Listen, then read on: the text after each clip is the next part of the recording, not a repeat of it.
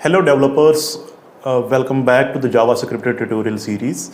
और अब हम जो है इस सीरीज़ को जो है आगे ले जाएंगे। इसमें लास्ट ट्यूटोरियल में हमने इंट्रोडक्शन दिया था। अब ये जो पार्ट 2 है इसमें हम देखेंगे कुछ पॉइंट्स जैसे जावा प्रोग्रामिंग लैंग्वेज और जावास्क्रिप्ट, इन दोनों में फ़र्क क्या है। और हम देखेंगे कि क्लाइंट साइड और सर्वर साइड स्क्रिप्टिंग में क्या डिफरेंस है। और हम साथ साथ में देखेंगे कि यूजेस क्या है जावास्क्रिप्ट की। हम जावास्क्रिप्ट की यूजेस को देखेंगे कि किधर हम यूज़ कर सकते हैं। अगर जावास्क्रिप्ट क्लाइंट साइड लैंग्वेज है तो हम सर्वर साइड कैसे बना सकते हैं इसको। कुछ वर्जन्स देखेंगे जावास्क्रिप्ट की, जैसे मैंने ECMAScript 6, 7, 8 सो ऑन मैंने बोला था आपको। तो 6 क्यों इम्पॉर्टेंट है वो भी डिस्कस करेंगे। और हम लास्ट में देखेंगे कि अगर डॉक्यूमेंटेशन आपको डाउनलोड कर, अगर आपको डॉक्यूमेंटेशन की ज़रूरत पड़ी, अगर आपको डॉक्यूमेंटेशन देखनी है कि जावास्क्रिप्ट की डॉक्यूमेंटेशन कहाँ से मिलेगी, मतलब कोई नई फंक्शन आ गई है, कोई नई कीवर्ड्स आ गए, तो वो सारा आपको डॉक्यूमेंटेशन से मिलेगा। तो वो डॉक्यूमेंटेशन कैसे आप देख सकते हैं ये हम इस वीडियो में डिस्कस करने वाले हैं। यहाँ पे मैं पहली चीज़ जो डिस्कस करने वाला हूँ वो ये है कि हमको अक्सर कन्फ्यूजन रहती है कि जावास्क्रिप्ट और जावा जो है ये सेम है, बट जावास्क्रिप्ट और जावा दोनों अलग चीज़ें हैं।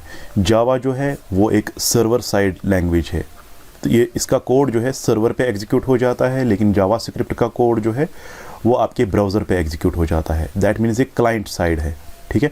JavaScript is a client side scripting language while as Java is a server side language. Okay, तो जावा जो है वो बैकएंड के लिए ठीक है, वो हम फ्रंट एंड में यूज़ नहीं करते, उसको हम सिर्फ बैकएंड के लिए यूज़ करते हैं। और वो है जो है उसका कोड जो है सर्वर पे एग्जीक्यूट हो जाता है। जैसे आपका PHP है, जैसे आपका कोटलिन है, जैसे आपका पाइथन है, वैसे ही जावा भी है। ओके, .NET जैसे, तो वैसे ही जावा भी है। लेकिन जो जावास्क्रिप्ट है वो आपकी जहाँ पे HTML और CSS कोड, जैसे आपका HTML और CSS कोड जो है क्लाइंट साइड कोड है जो आपके ब्राउज़र पे एग्जीक्यूट हो जाता है, उसी तरह जावास्क्रिप्ट का कोड भी ब्राउज़र पे एग्जीक्यूट हो जाता है। एक सेकंड के लिए मैं एक वेबसाइट को ओपन कर लेता हूँ जिसकी मदद से आपको पता चलेगा कि क्लाइंट साइड और सर्वर साइड में फ़र्क क्या है। तो यहाँ पर मैं लिखता हूँ इंडस टेक्नोलॉजीज़। ओके, आप कोई भी वेबसाइट को उठा सकते हैं, ये मेरी अपनी वेबसाइट है, मैं इसको ओपन करता हूँ। तो यहाँ पे आप देख सकते हैं इंडस टेक्नोलॉजीज़, ये मेरी वेबसाइट ओपन होके आ गई। अब मैं इसका यहाँ पे देख लेता हूँ view page source. View page source करते हैं तो इसका जो हमने HTML, इसका जो हमने कोडिंग किया है इस वेबसाइट का, तो वो सारा यहाँ पे आ गया। यहाँ पे HTML कोडिंग नज़र आ रही है हमें। यहाँ पे हमें यहाँ पे थोड़ा नीचे जाएंगे तो यहाँ पे ये सारा HTML CSS कोड है सारा। यहाँ पे आपका HTML अभी भी है, सारा HTML ही है। तो यहाँ पे इस साइट में मैंने PHP का भी यूज़ किया है, लेकिन PHP आपको कहीं नज़र नहीं आ रही है, बैक एंड लैंग्वेज आपको नज़र नहीं आ रही है। आपको जावास्क्रिप्ट भी यहाँ पे नज़र आ जाएगा। अगर हम देखेंगे थोड़ा सा नीचे करके इसको, यहाँ पे आप देख सकते हैं कि ये स्क्रिप्टिंग लैंग्वेज यहाँ पे डाली हुई है, जावास्क्रिप्ट का कोड है स्क्रिप्ट में। लेकिन इसमें मैंने बहुत सारी चीज़ें PHP में लिखी है, वो कहीं आपको नज़र नहीं आएगी, ठीक है। आपको सर्वर साइड जो भी आपका होगा वो सारा, क्योंकि वो सारा सर्वर पे चलता है, वो यहाँ पे नहीं चलेगा। ये आपका ब्राउज़र है तो ब्राउज़र पे जो रन होता है वही कोड आपको यहाँ पे नज़र आएगा। तो यहाँ पे आपको जावास्क्रिप्ट का कोड नज़र आ रहा है, CSS HTML और CSS का कोड नज़र आ रहा है। ये आपका जावास्क्रिप्ट का कोड यहाँ पे लिखा हुआ है। ये स्क्रिप्टिंग टैग ओपन है और स्क्रिप्टिंग टैग क्लोज है। इसी तरह कुछ और जगहों पे भी जावास्क्रिप्ट का कोड लिखा होगा, तो ये थोड़ा सा यहाँ पे थोड़ा सा लिखा हुआ है। तो लेकिन ये सर्वर पे नहीं, ये यहाँ पे क्लाइंट पे ही रन हो जाता है। तो ये फ़र्क है सर्वर साइड लैंग्वेज और क्लाइंट साइड स्क्रिप्टिंग लैंग्वेज में। तो यहाँ पे हम इसको बंद करते हैं ब्राउज़र को, हम वापस आते हैं अपने इस पे। तो जावास्क्रिप्ट जो है इसका कोड आपके ब्राउज़र पे ही रन हो जाता है। ये क्लाइंट साइड लैंग्वेज है आपके पास, ये क्लाइंट PC पे आपका रन हो जाता है। तो जावास्क्रिप्ट क्या है, ये भी एक प्रोग्रामिंग लैंग्वेज है।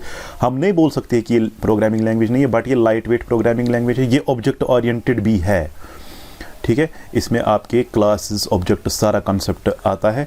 और ये प्रोग्रामिंग लैंग्वेज जो है ये आपको बेसिकली किस काम में आती है ज़्यादा, ये इसको हम बैक एंड के लिए ज़्यादा यूज़ नहीं करते, इसको हम फ्रंट एंड के लिए ही यूज़ करते हैं। इसमें हम अगर हमें HTML पेज को डायनेमिक बनाना है तो उसके लिए हम ये यूज़ करते हैं। What do you mean by HTML page को डायनेमिक बनाना, मतलब कभी हमें सपोज़ कोई चीज़ रिपीट करनी है HTML में, तो हमें उसको लूप में डालना पड़ेगा। तो हम सर्वर साइड लूप तो लगा नहीं सकते, तो हम यहाँ पे जावास्क्रिप्ट का ही लूप लगाते हैं उस टाइम। तो फॉर लूप तो जावास्क्रिप्ट पे भी मिलेगा। ये थोड़ी सी एग्जांपल है, लेकिन आप बहुत सारी चीज़ें, जैसे आप ऑन क्लिक इवेंट कुछ कर सकते हो। अगर आपने कहीं CSC में आपने CSS में बटन बनाया है या HTML में बटन बनाना है, इस बटन को काम कराना है, मतलब इस पर क्लिक अगर होगा तो कोई इवेंट हो रहा है, तो इसको काम करने के लिए हमें एक प्रोग्रामिंग लैंग्वेज की ज़रूरत है। इसको काम कराने के लिए, इसको इंटरेक्टिव बनाने के लिए, इसको बैकएंड के साथ जोड़ने के लिए यहाँ पे हम यूज़ करते हैं जावास्क्रिप्ट का।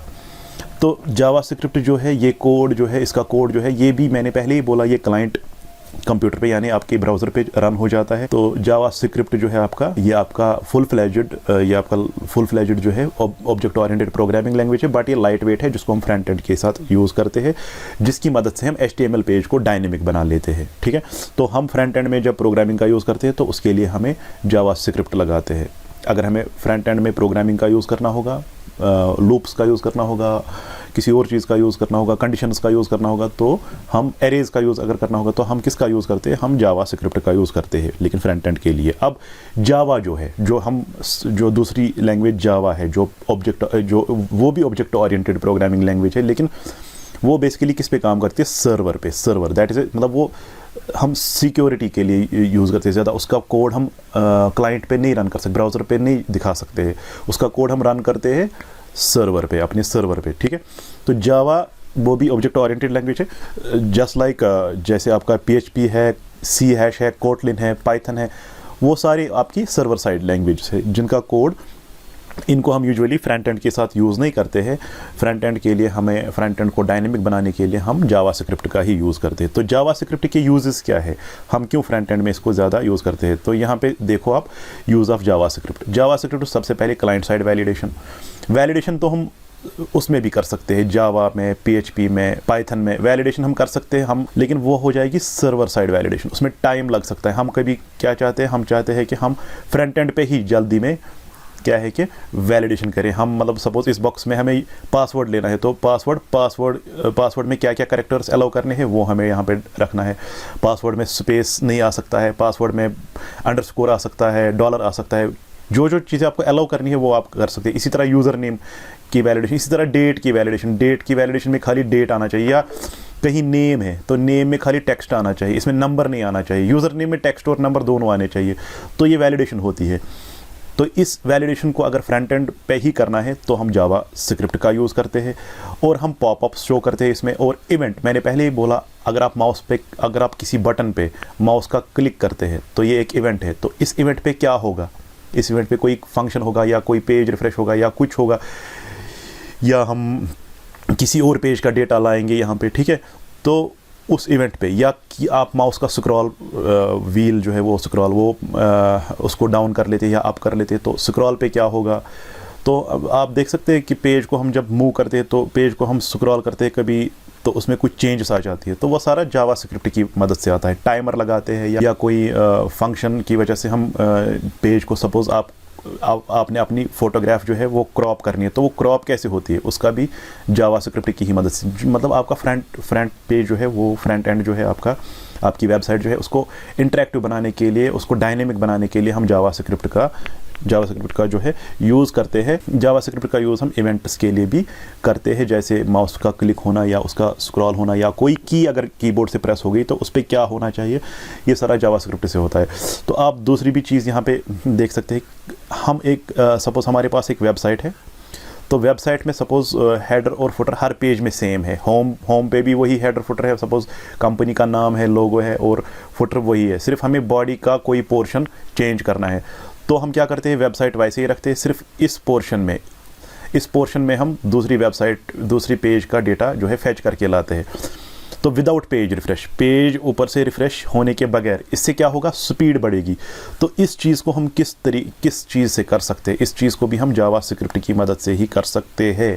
और जावास्क्रिप्ट में एक फ़ीचर है एजैक्स, इसका एक लाइब्रेरी है, उसकी मदद से हम ये चीज़ें कर सकते हैं। हम दूसरी पेज का डेटा जो हमें शो कराना है वो मेन पेज पे दिखा सकते हैं without page refresh. Okay, JavaScript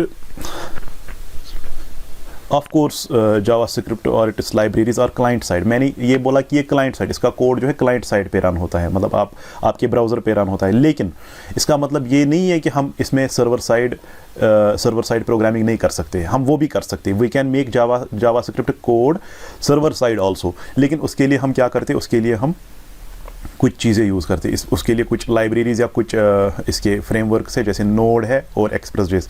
यहाँ पे नोड जेएस है और एक्सप्रेस जेएस है, इनका यूज़ कर सकते हैं, या एपीआईज का यूज़ करके हम इसको सर्वर साइड बना सकते हैं। तो JavaScript is also used in mobile. अब जावास्क्रिप्ट खाली फ्रंट एंड के लिए नहीं, जब हमने इसको सर्वर साइड बना लिया, अब जावास्क्रिप्ट तो क्लाइंट साइड था, जैसे मैंने पहले ही बोला, जो आपके ब्राउज़र पे रन होता है, लेकिन इन फ्रेमवर्क्स की वजह से, इन नोड जेएस और एक्सप्रेस जेएस या react native not react JS तो फ्रंट एंड के लिए है, रिएक्ट नेटिव में अगर हम प्रोग्रामिंग करेंगे वो भी तो जावास्क्रिप्ट की लाइब्रेरीज या वो उसकी फ्रेमवर्क्स है, तो उसकी वजह से हम इसको सर्वर साइड बना लेते हैं। तो क्लाइंट साइड जावास्क्रिप्ट तो क्लाइंट साइड है, लेकिन हम इसको एपीआईज या लाइब्रेरीज की मदद से सर्वर साइड बना रहे हैं, तो हम इसमें full fledged full stack web development कर सकते हैं, और इसमें हम मोबाइल की जो एंड्रॉयड ऐप्स है वो बना सकते हैं, या हाइब्रिड ऐप्स बना सकते हैं। हाइब्रिड ऐप्स का मतलब है जो दोनों पे चले, जो आपके एंड्रॉयड डिवाइसेस पे भी चले और आईओएस डिवाइसेस पे भी चले, आईफोन डिवाइसेस पे भी चले, तो वो हाइब्रिड ऐप्स बना सकते हैं। तो हाइब्रिड ऐप्स बनाने के लिए हमारे पास जावास्क्रिप्ट की ही एक लाइब्रेरी है, या इसको हम फ्रेमवर्क बोल सकते हैं, जिसको कहते हैं रिएक्ट नेटिव, या फोन गैप आप यूज़ कर सकते हैं। तो मैं आपको ये बताऊंगा कि आप विजुअल स्टूडियो कोड जो है, जिसमें आप कोडिंग करते हैं, विजुअल स्टूडियो आपका, जैसे मैं यहाँ पे दिखा भी लेता हूँ आपको। विजुअल स्टूडियो एक सॉफ्टवेयर है जो कि आपका ऑफलाइन सॉफ्टवेयर, जिसमें आप कोडिंग करते, तो ये वाला सॉफ्टवेयर जो है आपका, इसी में हम आगे काम करेंगे, इसी में हम कोड लिखेंगे अपनी जावास्क्रिप्ट का, इसी में हम प्रैक्टिस करेंगे। आप भी इसको डाउनलोड करें कि ये आपका विजुअल स्टूडियो कोड ओपन हो गया है। यहाँ पे इसकी कोडिंग जो है, इसकी कोडिंग जो है, इसका ये सॉफ्टवेयर जो है, ये खुद एक जावास्क्रिप्ट का यूज़ करके ही बनाया गया है। अब हम बात करते हैं what is ES6, ES7, ES8 and so on.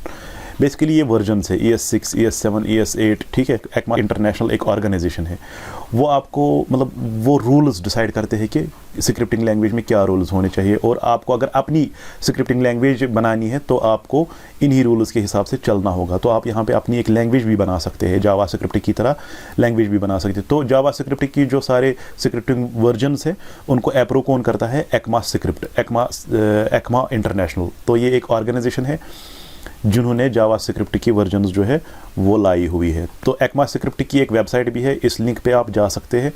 तो अगर आप इस लिंक पे जाएंगे तो ये इनकी वेबसाइट है, तो इसमें आपको इनके रूल्स मिलेंगे कि कैसे क्या कौन सा वर्जन इन्होंने किस ईयर में लाया था और किस वर्जन में क्या फीचर्स है वो आपको मिलेंगे।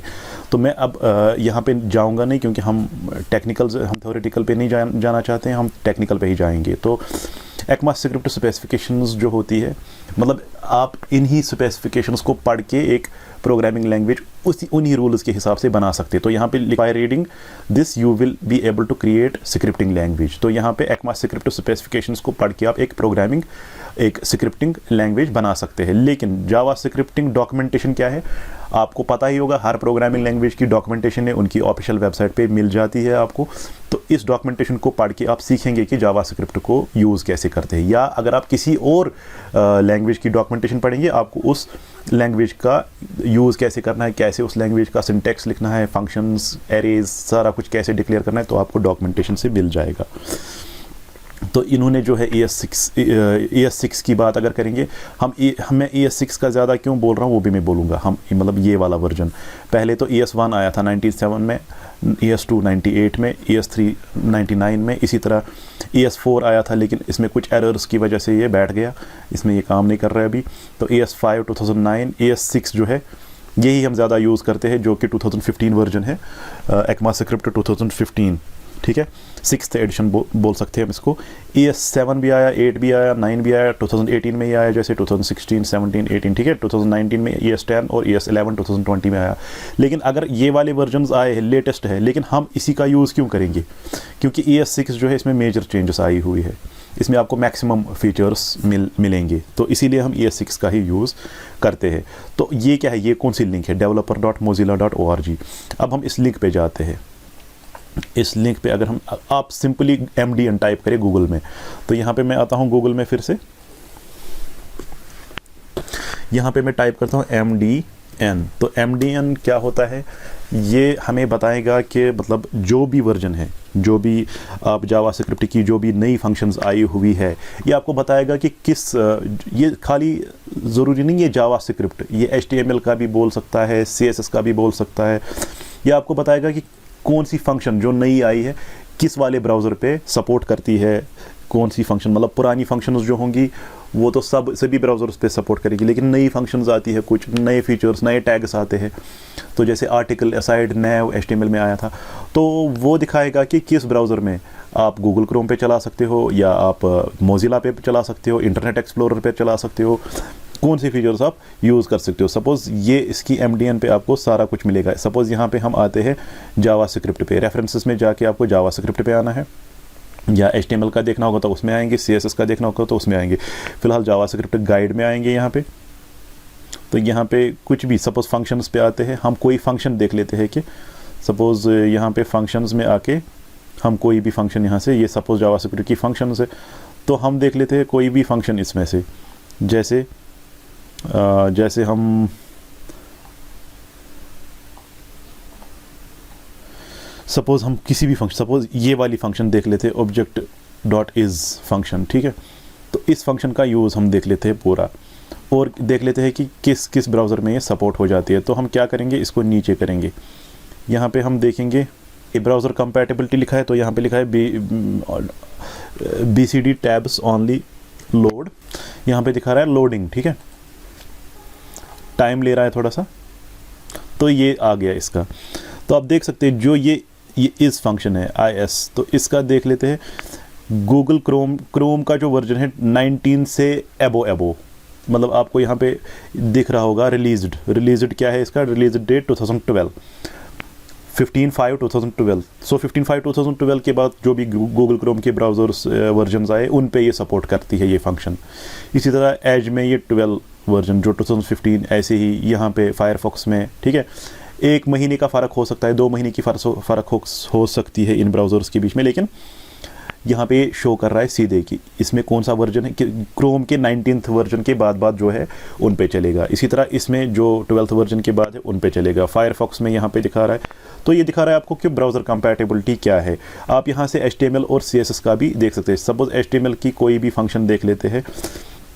सपोज़ यहाँ पे HTML के इनपुट टाइप्स पे आते हैं, input type is equal to ये वाली देख लेते हैं, ये किस किस वर्जन पे चलेगी, किस किस ब्राउज़र वर्जन पे चलेगी। तो यहाँ पे हम नीचे आ जाते हैं, तो यहाँ पे हम देख लेते हैं कि ये किस ब्राउज़र पे सपोर्ट करती है। यहाँ पे हमें ये सारा दिया हुआ है कि किस तरह यूज़ करनी है, इसकी सारी डॉक्यूमेंटेशन दी हुई है। अगर आपको मतलब कुछ भी देखना होगा, किसी भी चीज़ के रिलेटेड कन्फ्यूजन होगा यहाँ पे, तो आप यहाँ पे आ सकते हैं। तो यहाँ पे पहले हम इसको BCD tabs only load in browser, तो यहाँ पे हमें देखना होगा कि किसी भी फंक्शन का, किसी भी टैब का, किसी भी एलिमेंट का यूज़ कैसे होता है।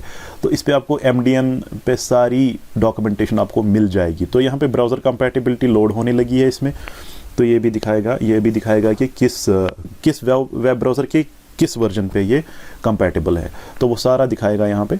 तो ये देख सकते हैं आप, क्रोम में 20th वर्जन जो है, जो कि आपका 26 जून 2012 में रिलीज़ हुआ था, तो उस वर्जन के साथ ये कंपैटिबल है। उससे पहले के वर्जन्स में भी प्रॉब्लम हो सकती है, उसमें ये फंक्शन ये टैग काम ना करे, ठीक है। तो होप इस वीडियो का आपको ओवरव्यू समझ में आया होगा। Thanks for watching and don't forget to subscribe our channel Indus technologies.